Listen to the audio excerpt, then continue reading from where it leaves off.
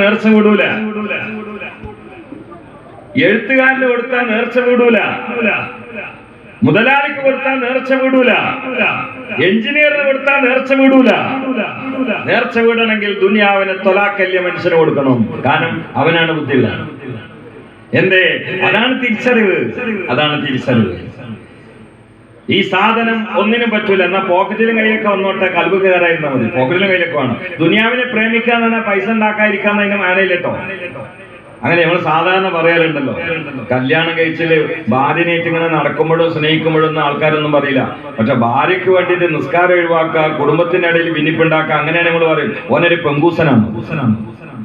എന്തേ? അത് അമിതമായ എല്ലാം മറന്നുകൊണ്ടുള്ള ഒരു ലയിക്കൽ. അപ്പൊ നമ്മൾ പെങ്കൂസ് എന്ന് പേരുള്ളൂ. എന്നപോലെ ദുങ്കൂസനാണ് ഇത്. ദുങ്കൂസൻ ദുനിയാവിനെ ശരിക്കുക. ദുങ്കൂസൻ ദുങ്കൂസൻ അത് പൈസ ഉണ്ടാക്കുന്നതിന് പ്രശ്നമില്ല, കച്ചവടം ചെയ്യുന്നതിന് പ്രശ്നമില്ല. പക്ഷെ പൈസ ഉണ്ടാക്കലും കച്ചവടം ചെയ്യലും നിസ്കാരം കള്ളാവാൻ കാരണമാവുക, പള്ളി മറക്കാൻ കാരണമാവുക, ഖുർആൻ മാറ്റിവെക്കാൻ കാരണമാവുക. അവനാണ് എന്റെ ഭാഷയിൽ ദുങ്കൂസൻ. പെങ്കൂസൻ മറ്റേത്, ഇത് ദുങ്കൂസൻ, ദുനിയാവിന്റെ കൂസൻ. അങ്ങനെ ആവരുത് ഞാൻ ഖുർആൻ പറഞ്ഞു. യാ അയ്യുഹല്ലദീന ആമനൂ ലാ തുൽഹികും അംവാലുകും വലാ ഔലാദുകും അൻ ദിക്രില്ലാഹ്. ഖുർആനിൽ 80 ചില്ലാൻ സ്ഥലത്ത് യാ അയ്യുഹല്ലദീന ആമനൂ എന്ന് പറഞ്ഞിട്ടുണ്ട്. യാ അയ്യുഹല്ലദീന ആമനൂ എന്നത് അല്ലാഹുവിന്റെ സ്നേഹവായ്പയാണ്. യാ അയ്യുഹല്ലദീന ആമനൂ എന്നത് അടിയന് അല്ലാഹു കൊടുക്കുന്ന അങ്ങേയറ്റത്തെ സ്നേഹത്തിന്റെ ഓമനയാണ്, ലാളനയാണ്.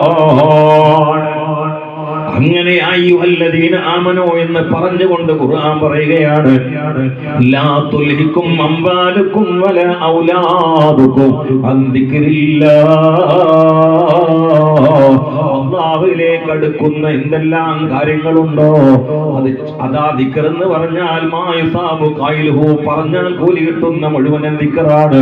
അപ്പോൾ നിങ്ങളുടെ സമ്പത്തോ സന്താനങ്ങളോ കച്ചവടങ്ങളോ ഉദ്യോഗങ്ങളോ വാളിന് വരുന്നതിന് തടസ്സമാകല്ലേ, ദീന് പഠിക്കുന്നതിന് തടസ്സമാകല്ലേ, സ്വലാത്ത് ചൊല്ലുന്നതിന് തടസ്സമാകല്ലേ, പള്ളിയിലേക്ക് ജമാഅത്തിന് വരുന്നതിന് തടസ്സമാകല്ലേ, അല്ലാഹനെ ഓർക്കുന്നതിന് തടസ്സമാകല്ലേ, അല്ലാഹനെ പറയുന്നതിന് പഠിക്കുന്നതിന് തടസ്സമാകല്ലേ, ഉംറയ്ക്ക് പോകുന്നതിന് ഹജ്ജിന് പോകുന്നതിന് തടസ്സമാകല്ലേ. അങ്ങനെ തടസ്സമായാൽ വമൻ യഫ്അൽ ദാലിക ഫഉലൈക ഹുമുൽ ഖാസിറൂൻ. അങ്ങനെ തടസ്സമാകും വിധം പണത്തെ പേറി നടക്കുന്നവരില്ല, അവർ പരാജിതരാണ്, പരാജിതരിൽ പെട്ടവരാ. ഇന്ന് പരിശുദ്ധ ഖുർആൻ